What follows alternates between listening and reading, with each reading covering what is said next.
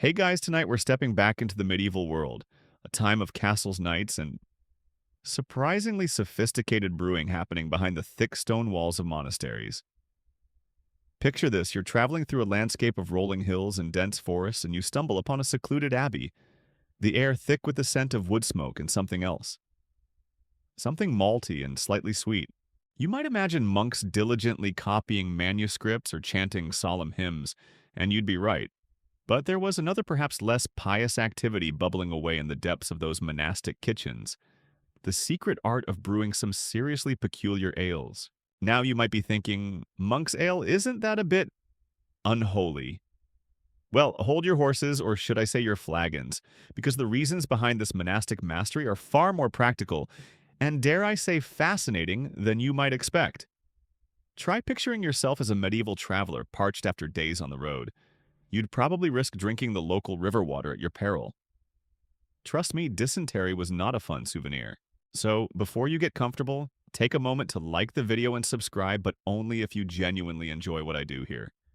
Drop a comment below and tell me where you're tuning in from and what time it is for you right now. Let's see who's thirsty for some medieval history tonight. Now dim the lights, maybe turn on a fan for that soft background hum, and let's ease into tonight's journey together. The medieval world was a thirsty place. Unlike today, where clean drinking water is mostly readily available, access to safe hydration was a constant concern. Rivers and wells could be easily contaminated, leading to widespread illness.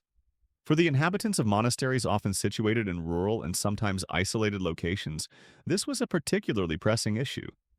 They needed a reliable source of liquid sustenance to fuel their long days of prayer labor and study. One mainstream historical fact is the prevalence of waterborne diseases in the medieval period. Sanitation was rudimentary at best, and the understanding of germ theory was centuries away. Drinking untreated water was a gamble, often leading to debilitating and even fatal illnesses. This reality made finding safer alternatives to water a necessity for survival. Now enter the humble grain. Monasteries often had access to land for cultivation, and grains like barley and wheat were staples of the medieval diet. Quirky tidbit alert: the process of brewing ale, which involves boiling water and fermenting it with grains, actually kills many of the harmful bacteria that could be present in untreated water sources. So, in a very practical sense, ale was often a safer and more reliable drink than water. You might joke that the monks were just looking for an excuse to have a pint, but their brewing had a very real basis in public health monastic style. You're beginning to see the picture, aren't you? These weren't just monks indulging in secret tipples. They were problem solvers in a world with very different challenges than our own. Historians still argue whether the primary motivation for monastic brewing was practical necessity or something more, shall we say, convivial. But the evidence strongly suggests that the need for safe hydration played a significant role in the development of their brewing traditions.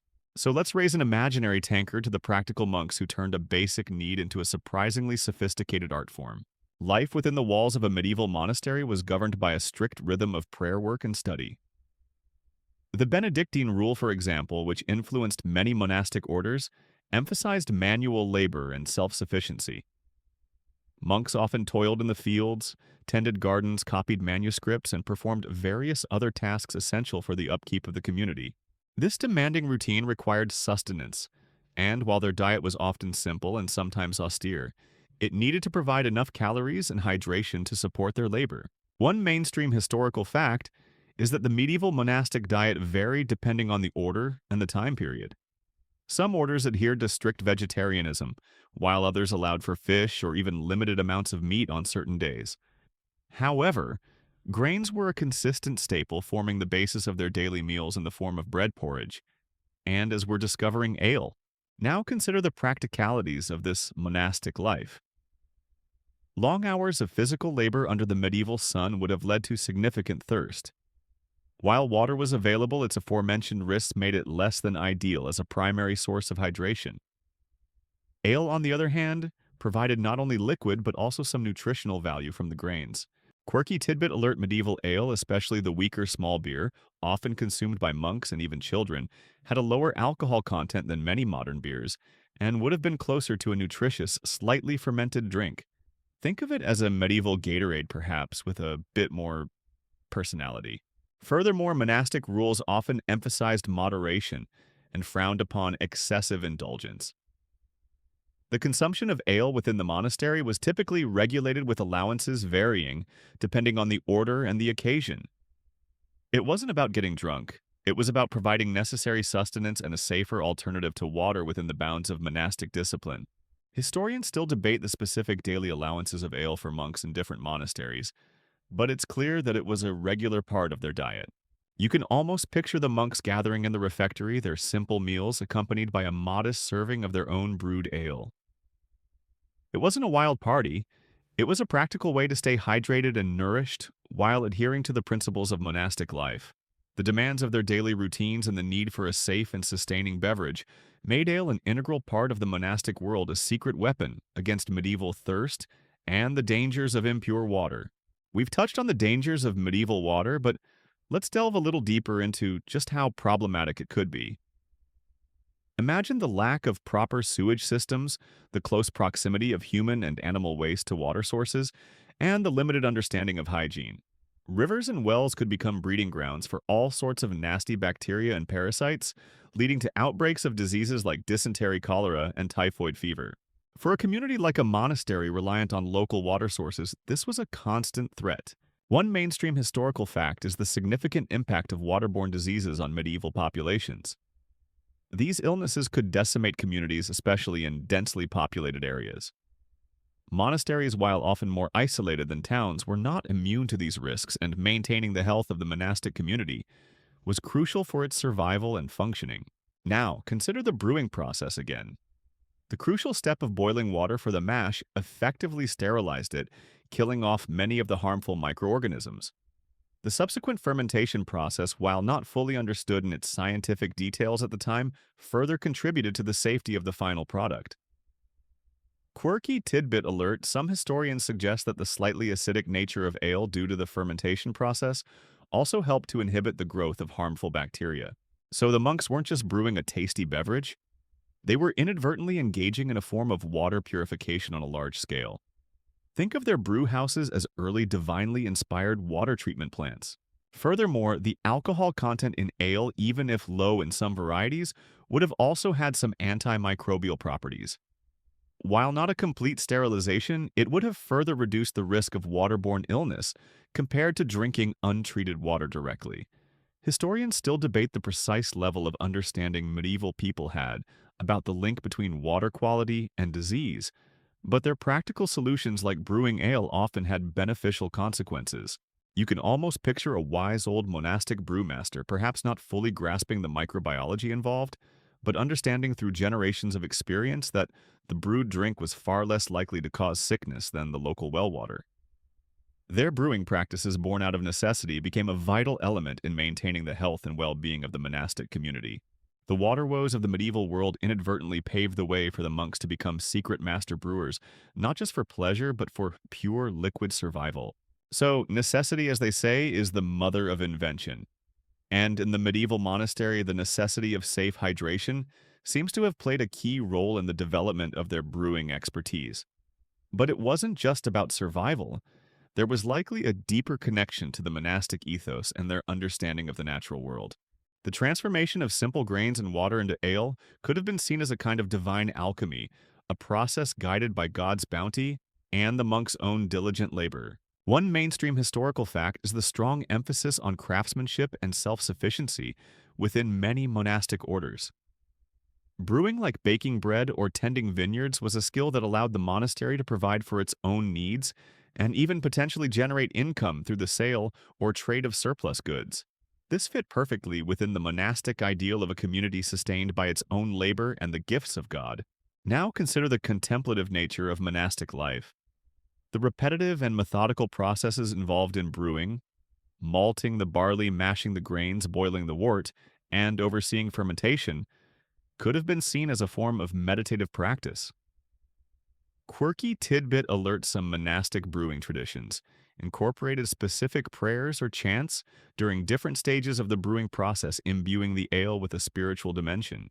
Imagine the monks not just following a recipe, but also reciting ancient blessings over their bubbling concoctions.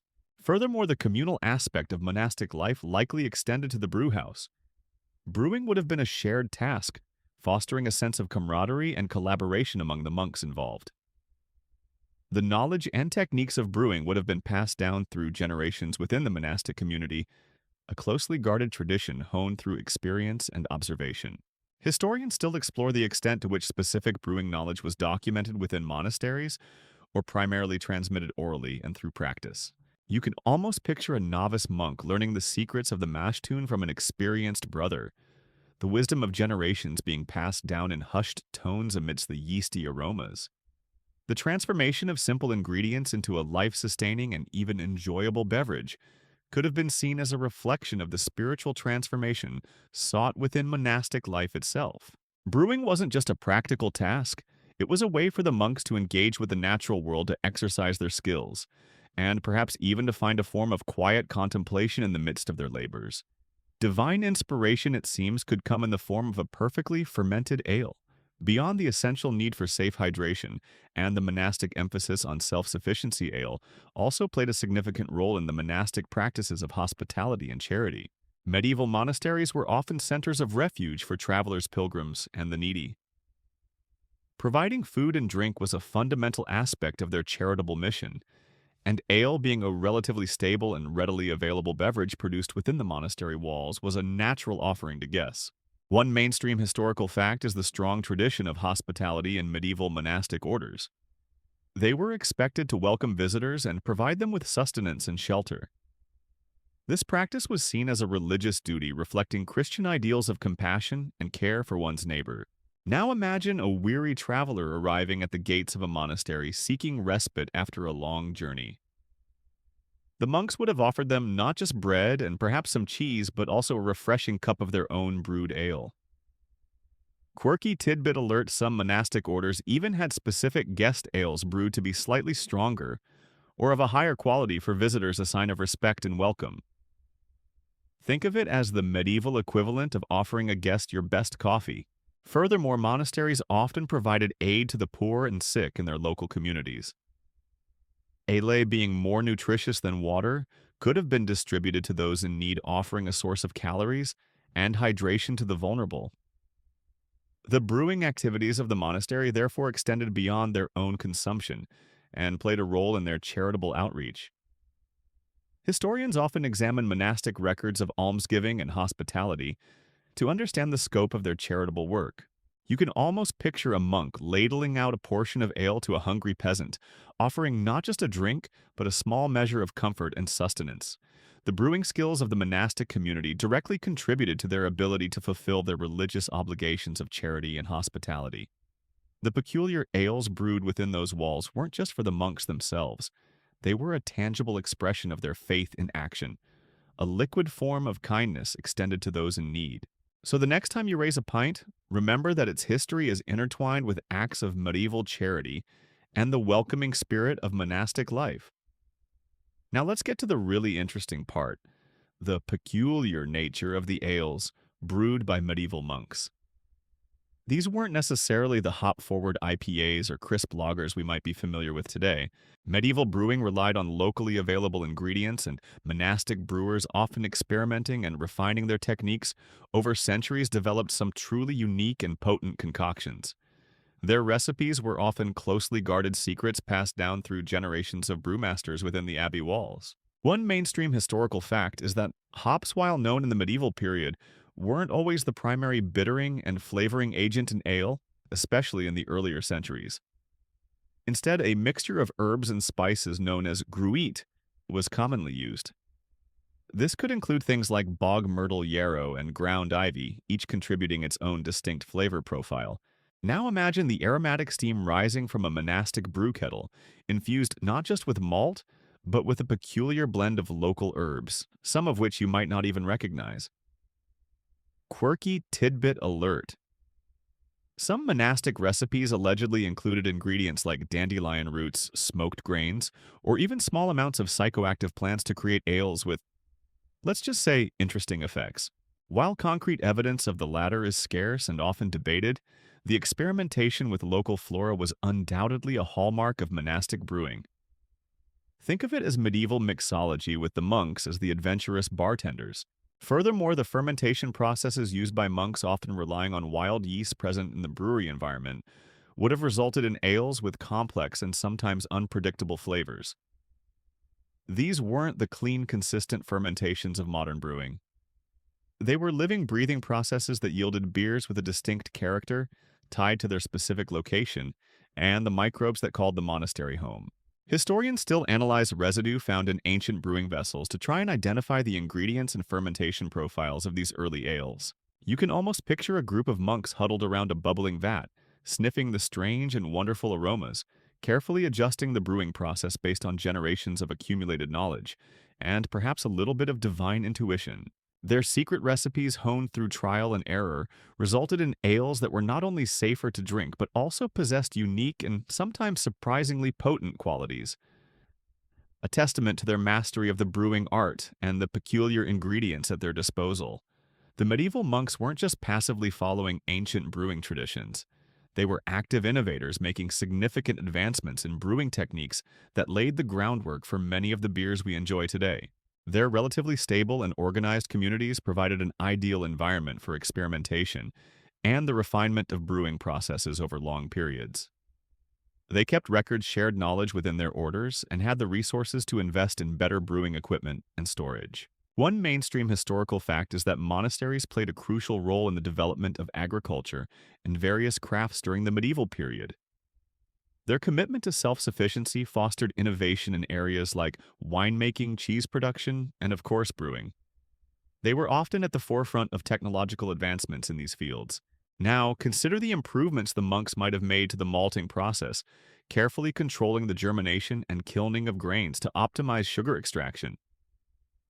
Imagine them developing better methods for mashing, perhaps using more sophisticated vessels or techniques to achieve a more efficient conversion of starches to fermentable sugars. Quirky tidbit alert. Some historians credit monastic brewers with some of the earliest systematic uses of hops for bittering and preservation, recognizing its benefits beyond just flavor. Think of them as the early adopters of key brewing technologies. Furthermore, the monks' understanding of fermentation, even if not at a microbial level, likely evolved through careful observation and the development of best practices. They would have learned to control temperature, manage yeast cultures, even if unknowingly, and understand the importance of cleanliness in the brewing process to avoid spoilage and ensure consistent results. Historians often look at monastic inventories and building plans to infer the scale and sophistication of their brewing operations. You can almost picture a monastic brewmaster meticulously overseeing each stage of the brewing process, drawing on generations of accumulated wisdom, and perhaps even documenting their findings in monastic ledgers. Their dedication to their craft and the stability of their communities allowed them to experiment, innovate, and ultimately become true masters of brewing. Pushing the boundaries of what was possible with medieval brewing technology and laying the foundation for the brewing traditions that followed. While monastic brewing benefited from shared knowledge within orders, the ales produced by different monasteries often developed distinct regional characteristics influenced by the locally available ingredients. Just as the terroir of a vineyard affects the taste of wine, the unique combinations of grains, herbs in the pre-hop era, and even the local water sources contributed to the diverse flavors of monastic brews across Europe.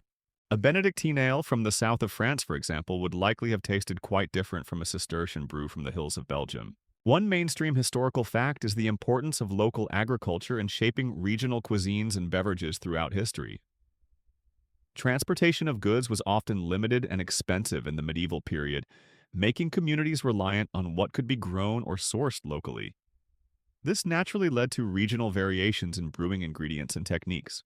Now imagine a monk in a northern monastery using locally grown barley that had a particular malty sweetness, perhaps bittered with bog myrtle harvested from nearby wetlands. Contrast that with a monk in a southern abbey using wheat as a base grain and flavoring their ale with aromatic herbs from their garden. Quirky tidbit alert. Some monastic orders became particularly famous for specific styles of ale that were closely associated with their region, and the unique ingredients they used, almost like having their own protected designation of origin, centuries before the concept existed. Think of it as the medieval equivalent of regional microbreweries, each with its own signature style. Furthermore, the local water sources with their varying mineral content would have also played a role in the final taste of the ale. Brewers today understand the significant impact of water chemistry on beer flavor, and while medieval monks might not have understood the science in the same way, they would have certainly observed the differences in their brews based on the water they used. Historians often analyze the geological characteristics of monastic sites to understand potential influences on their brewing. You can almost picture a traveling monk being offered a local abbey's ale and immediately recognizing the subtle notes imparted by the regional ingredients, a liquid taste of the land itself.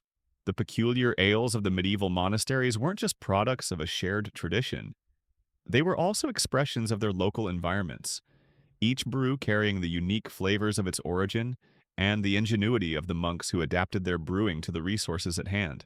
Given the monastic emphasis on discipline and the potential for ale to, shall we say, loosen one's inhibitions, you might wonder about its place within the strictures of religious life.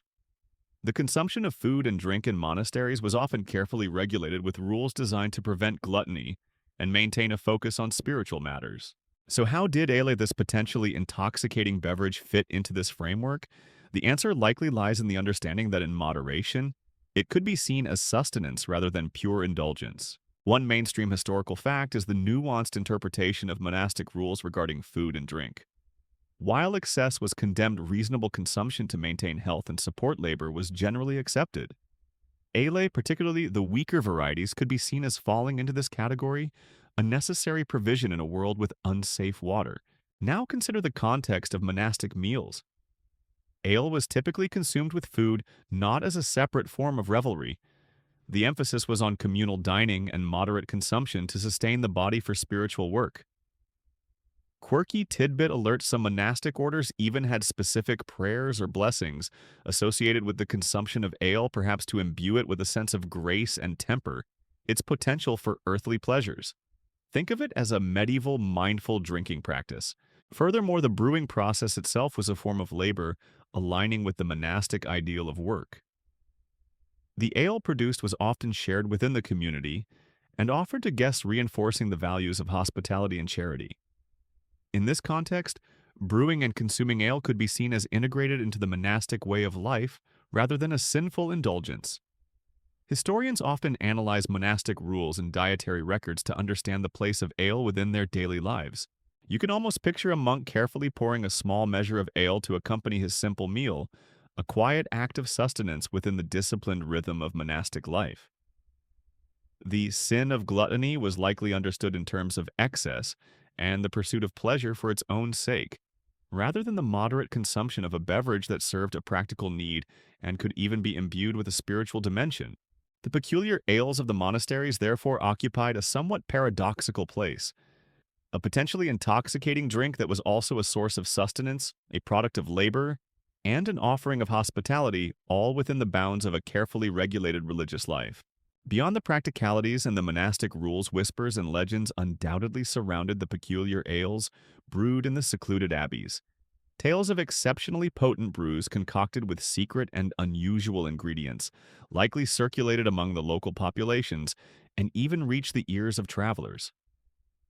These stories, often embellished over time, added a certain mystique to the monastic brewers and their mysterious craft.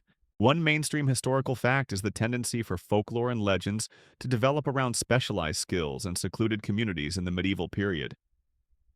Monasteries, with their air of mystery and their possession of unique knowledge, were often the subject of such tales. Their brewing, being a somewhat arcane art to outsiders, would have been particularly susceptible to fantastical embellishments.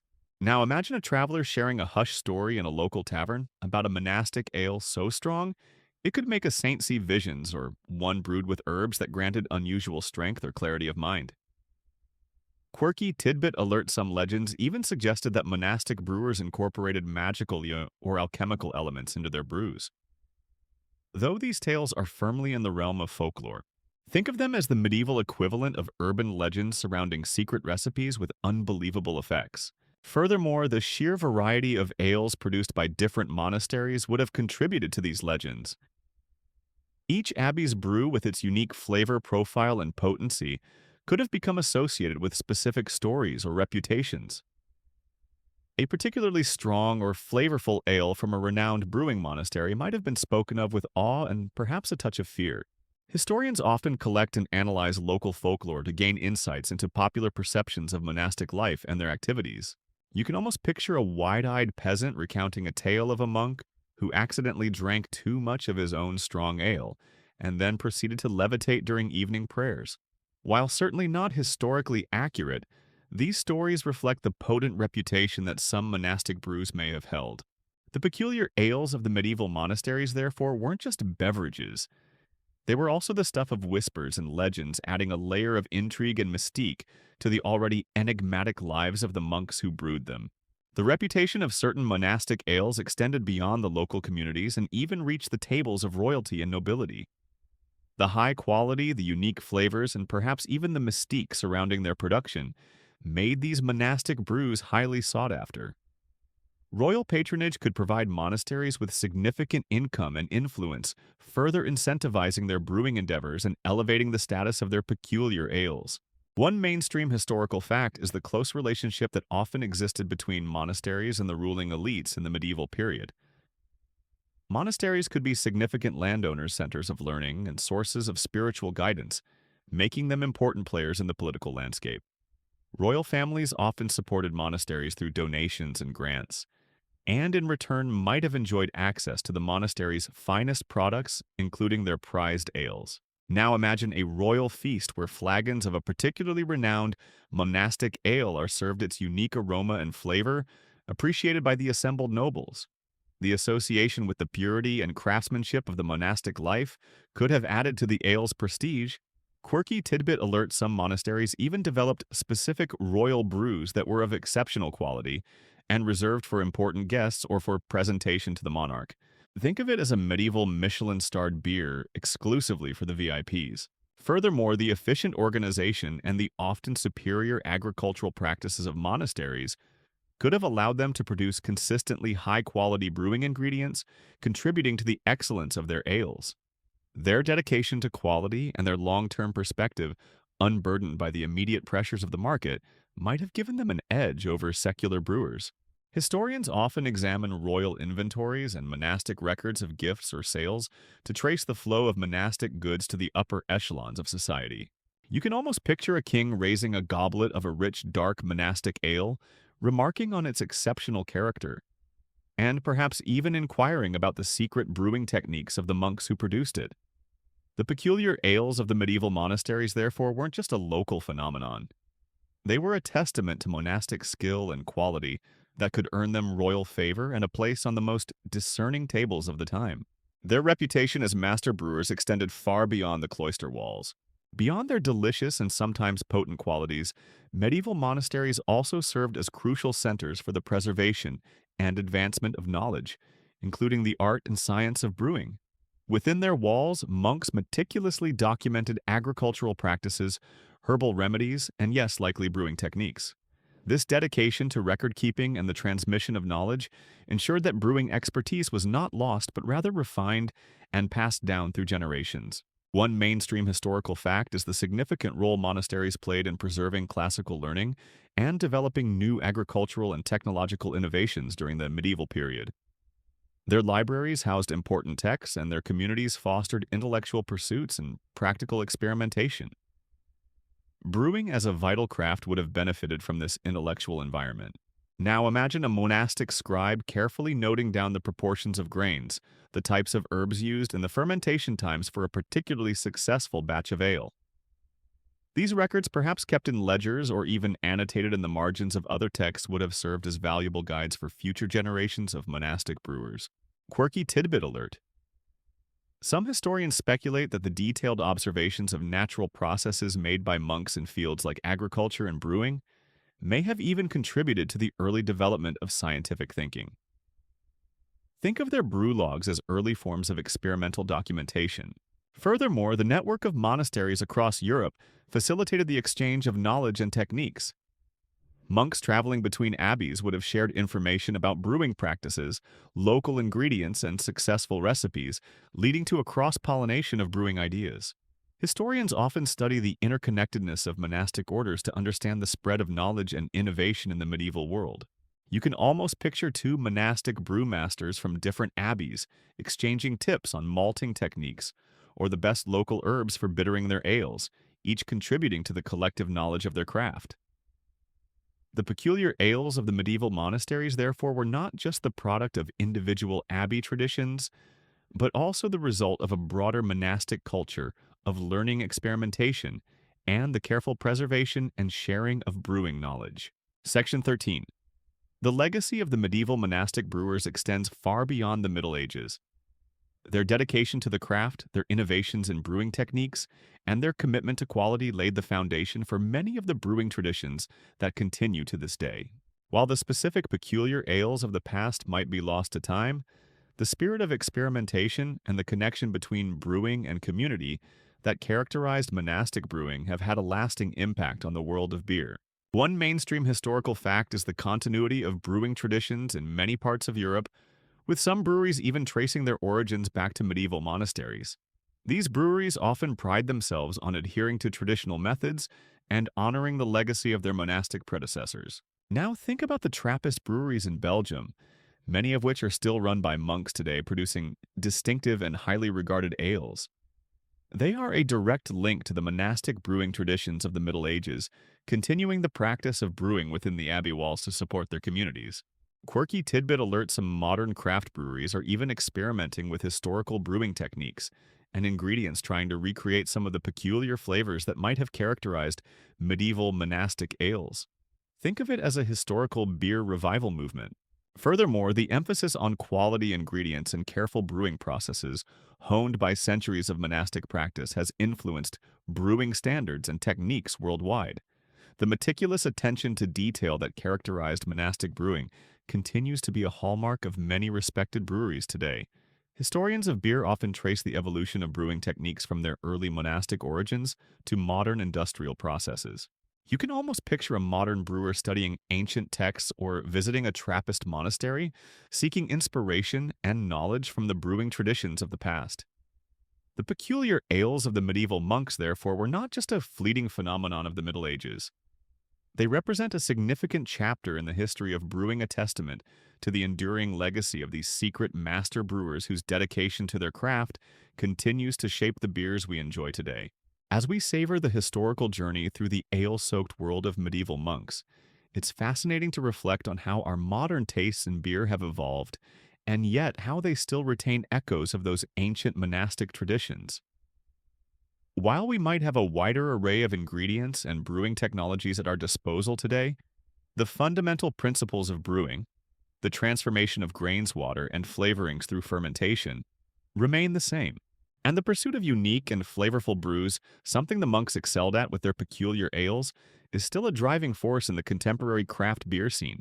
One mainstream historical fact is the global explosion of craft brewing in recent decades, with a renewed focus on diverse flavors, high-quality ingredients, and innovative brewing techniques. This movement in many ways mirrors the spirit of experimentation and dedication to craft that characterized monastic brewing centuries ago. Now, consider the modern brewer experimenting with unusual ingredients, perhaps incorporating local herbs or spices, or using wild yeast strains to create beers with unique flavor profiles. They are, in a way, channeling the spirit of those medieval monks who weren't afraid to venture beyond the standard brewing ingredients of their time. Quirky tidbit alerts: some modern brewers are even researching historical Groot recipes, trying to recreate the pre-hop flavors that would have been common in monastic ales. Think of it as a full-circle moment in brewing history. Furthermore, the appreciation for beers with a sense of place and tradition, often associated with specific regions or brewing cultures, also has roots in the monastic tradition, where local ingredients and long-established techniques shape the character of their ales. The modern emphasis on terroir in wine and the growing interest in regional beer styles echo this ancient connection between brew and place. Historians of food and beverage often explore these continuities between past and present culinary traditions. You can almost picture a modern beer enthusiast seeking out a rare traditionally brewed ale, appreciating the craftsmanship and the connection to brewing history that it represents. While our palates might have changed, the underlying appreciation for a well-crafted and unique beer, something the medieval monks with their peculiar ales undoubtedly produced, continues to resonate today. The enduring appeal of these traditions lies in the timeless human desire for something flavorful, something crafted with care, and perhaps something with a little bit of history in every sip. As the final drops of our historical ale journey fade away, you can now appreciate the surprisingly beautiful truth. Medieval monks were not just cloistered figures chanting in dimly lit libraries, they were also secret master brewers, their peculiar ales, a testament to their ingenuity, their connection to the land, and their unexpected contribution to the history of beer. From the practical necessity of safe hydration to the divine inspiration found in fermentation, their brewing endeavors were woven into the fabric of monastic life and left a lasting legacy that continues to ripple through the world of brewing today. One mainstream historical fact that ties it all together is the enduring human relationship with fermented beverages. Across cultures and throughout history, people have found ways to transform simple ingredients into drinks that provide sustenance, social connection, and even a touch of something more. The monastic brewers were part of this long and fascinating tradition, their unique circumstances leading to their mastery of a craft that continues to delight and intrigue us. Imagine the quiet satisfaction of a medieval monk having spent his day in prayer and labor, enjoying a modest portion of the ale he helped to brew, a product of his community's skill and the bounty of God's creation. Quirky tidbit to ponder as you drift off to sleep. Some believe that the very word ale has its roots in ancient religious rituals, further underscoring the long and intertwined history of brewing and spirituality. Furthermore, the story of the monastic brewers reminds us that history is full of unexpected twists and hidden depths.